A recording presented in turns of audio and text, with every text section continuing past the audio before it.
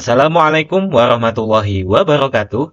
Kita berjumpa kembali di video TTL Indonesia, dan di video kali ini, admin akan lanjutkan playlist Matematika Super Dasar untuk UTBK, dan di video ini kita udah sampai di bab eksponen, akar, dan logaritma. Jadi tonton videonya sampai selesai. Buat teman-teman, jangan lupa kasih like dan subscribe ke channel ini untuk mendukung admin memproduksi video-video berikutnya.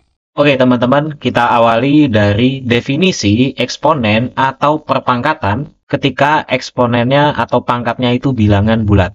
Jadi definisi A pangkat N itu adalah ketika suatu bilangan A dikalikan A kemudian dikalikan A terus sebanyak N kali. Misalnya ketika kita punya 2 pangkat 4, berarti 2 dikali 2 dikali 2 dikali 2. Ada 4 kali angka 2 itu muncul. Nah, bilangan yang ada di sini kita sebut sebagai bilangan dasar. Sedangkan angka 4 ini adalah pangkatnya atau eksponennya.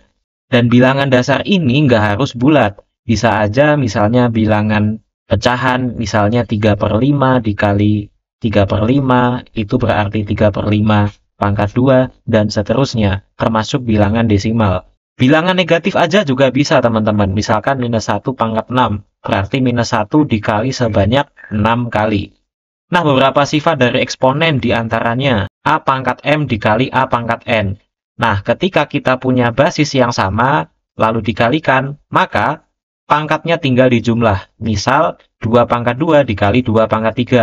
Itu 4 dikali 8 sama dengan 32, sama dengan 2 pangkat 5. Nah, 5 itu 2 ditambah 3. Selanjutnya, begitu pula dengan pembagian. A pangkat M dibagi dengan A pangkat N sama dengan A pangkatnya dikurangin, M dikurangi N. Contohnya, kita punya 3 pangkat 4 dibagi dengan 3 pangkat 1. 3 pangkat 4 itu 81, dibagi 3 pangkat 1 itu 3, sama dengan 27. Nah, 27 itu kan 3 pangkat 3. 3 itu 4 dikurangi 1. Selanjutnya, kita akan lakukan pemangkatan ganda. A pangkat M kita pangkatkan lagi dengan N. Kita akan punya A pangkat M dikali N, teman-teman. Contohnya, kita punya 2 pangkat 3. Lalu kita pangkatin 2 atau dikuadratkan. Itu sama dengan 2 pangkat 3 itu 8 dikuadratkan sama dengan 64. 64 itu sama dengan 2 pangkat 6. Nah, 6 ini adalah 3 dikali 2. Paham ya, teman-teman? Selanjutnya, bagaimana kalau yang sama itu pangkatnya, bukan basisnya? Misalnya nih, A pangkat M dikali dengan B pangkat M. Nah, itu A sama kali B-nya bisa kita kali dulu, baru dipangkatkan M. Contohnya nih, 2 pangkat 3 dikali dengan 3 pangkat 3. Itu berarti 8 dikali dengan 27, sama dengan 216. 216 itu adalah 6 pangkat 3, ya enggak? Nah, si 6 adalah perkalian antara 2 dikali 3. Oke, teman-teman. Yang terakhir, nomor 5, pembagian dengan pangkat yang sama. Misalnya, A pangkat M dibagi dengan B pangkat M. Itu akan sama dengan A dibagi B duluan, lalu baru dipangkatkan M. Contohnya nih, 6 pangkat 3 dibagi dengan 2 pangkat 3. Itu adalah 216 dibagi 8, sama dengan 27. Nah, 27 adalah 3 pangkat 3. Nah, itu berarti sama dengan 6 dibagi 2 dulu, lalu baru dipangkatkan 3. Oke, paham ya teman-teman? Nah, ini kalau pangkatnya itu bilangan bulat positif. Nah, bagaimana kalau pangkatnya itu 0? Nah, pangkat 0 itu kan maknanya A dipangkatkan M dikurangi M, boleh nggak? M-nya ini bebas. M dikurangi M itu kan nilainya 0. Jadi sama aja, iya kan? Nah, A pangkat M dikurangi M itu nggak lain adalah A pangkat M dibagi A pangkat M. Iya nggak teman-teman? Karena pangkat minus, karena pengurangan pangkat itu berarti dibagi. Nah, suatu bilangan dibagi bilangan yang sama, hasilnya pasti 1, teman-teman. Berarti kita punya sifat suatu bilangan berapapun dipangkatkan 0 itu adalah 1. Mau itu bilangan negatif ataupun bilangan yang nggak bulat, kalau dipangkatkan 0 hasilnya pasti 1. 0 pangkat 0 pun itu hasilnya 1, teman-teman. Selanjutnya, bagaimana kalau pangkatnya itu negatif? Nah, kita kembali ke sifat A pangkat M dibagi dengan A pangkat N, itu sama dengan A pangkat M dikurangi N. Kalau negatif, berarti M dikurangi N ini hasilnya kurang dari 0, ya nggak? Atau maknanya adalah M itu akan lebih kecil dari N.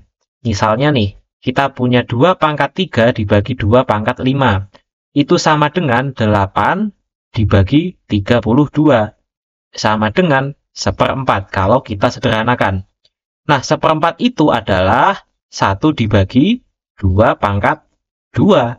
Nah, teman-teman kembali ke sini. 2 pangkat 3 dikurangi 5 atau sama dengan 2 pangkat minus 2. Nah, ternyata 2 pangkat minus 2 itu sama dengan 1/2 pangkat 2. Nah, berarti A pangkat minus N sama dengan 1/1 A pangkat N. Nah, kita dapat sifat lagi, teman-teman. Ini penting banget untuk menyederhanakan suatu eksponen. Supaya lebih paham, kita langsung kerjakan soal. Nah, di sini udah ada 3 soal campuran antara aljabar dengan angka juga ya. Jadi teman-teman menyederhanakan itu mostly bentuknya aljabar. Kita kerjakan dari nomor 1. Nah, hati-hati kalau kita punya minus 3 kuadrat. Itu maknanya sama dengan minus ininya dipisah, jadi minus 9. Beda kalau minus 3 dulu dikurung lalu dikuadratkan, itu baru nilainya positif 9. Oke, kita kerjakan semua perkalian ini ya teman-teman ya. Minus 3 kuadrat itu minus 9. Dikali dengan X pangkat 2, Y pangkat min 1, lalu dipangkat 3. Nah, kita langsung kalikan pangkat-pangkatnya. X kuadrat, lalu 2-nya dikali 3, jadi X pangkat 6. Y pangkat min 1 dikali 3, berarti Y pangkat minus 3. Z pangkat minus 1, ini tetap. Nah, kita sederhanakan menjadi minus 9 dikali X pangkat 6. Nah, kalau ada pangkat negatif, nah berarti dia jadi penyebut atau dibalik per Y pangkat 3. Z pangkat min 1 itu berarti Z-nya jadi penyebut. Nah, inilah jawaban yang diminta. Selanjutnya nih, kita punya pecahan sekarang. Karena di akhir dia dipangkatkan minus 2, nah kita bisa kalikan pangkat masing-masing yang ada di dalam dengan minus 2 langsung. Ya, minus 2 yang ada di sini, kita kasih pangkat minus 2 juga. Kemudian A pangkat minus 1, minus 1-nya dikali minus 2, perkalian ya. Jadinya A pangkat positif 2. B pangkat 1, ya, kalau nggak ada apa-apanya berarti dia pangkat 1. 1 dikali minus 2, berarti B pangkat minus 2. Dibagi dengan B pangkat minus 2, lalu minus 2-nya ini dikali pangkat minus 2. Jadi positif 4, ya. B pangkat 4, C pangkat 1 dikali minus 2. Jadinya C pangkat minus 2.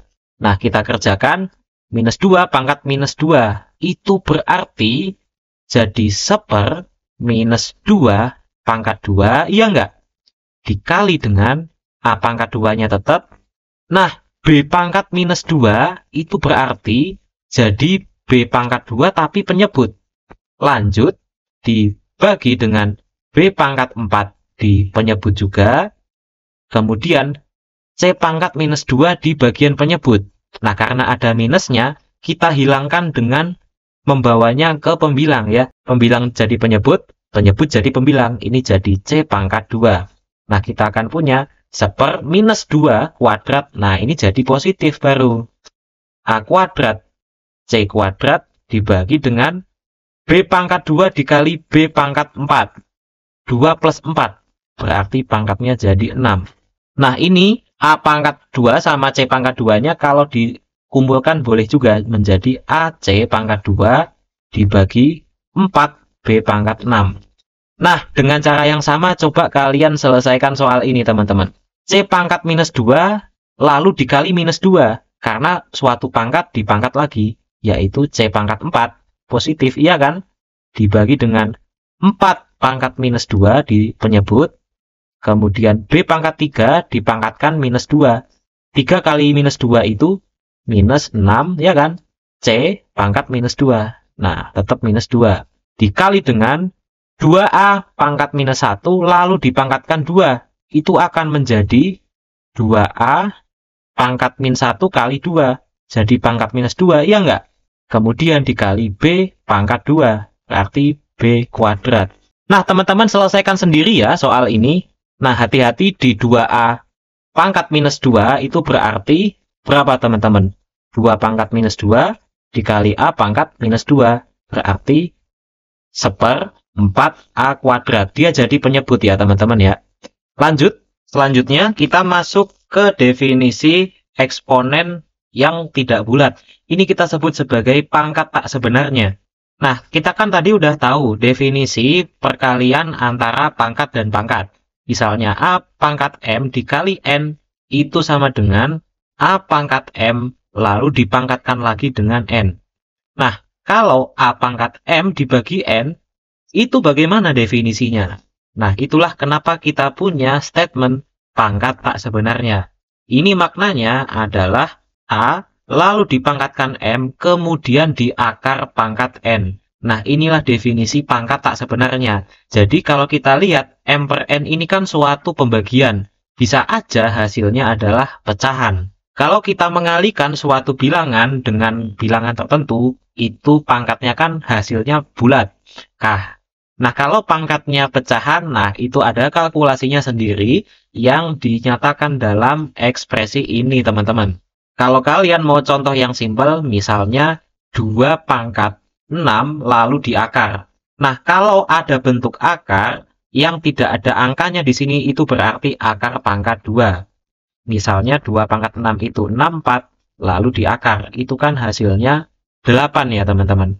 Dan 8 itu 2 pangkat 3. Dan kita udah tahu, 2 pangkat 6, kemudian diakar pangkat 2, itu maknanya 2 pangkat 6 dibagi 2. Nah, hasilnya 2 pangkat 3. Cocok deh sama yang ini. Nah, langsung masuk ke soal, biar cepat. Nah, bagaimana kita menyederhanakan bentuk ini?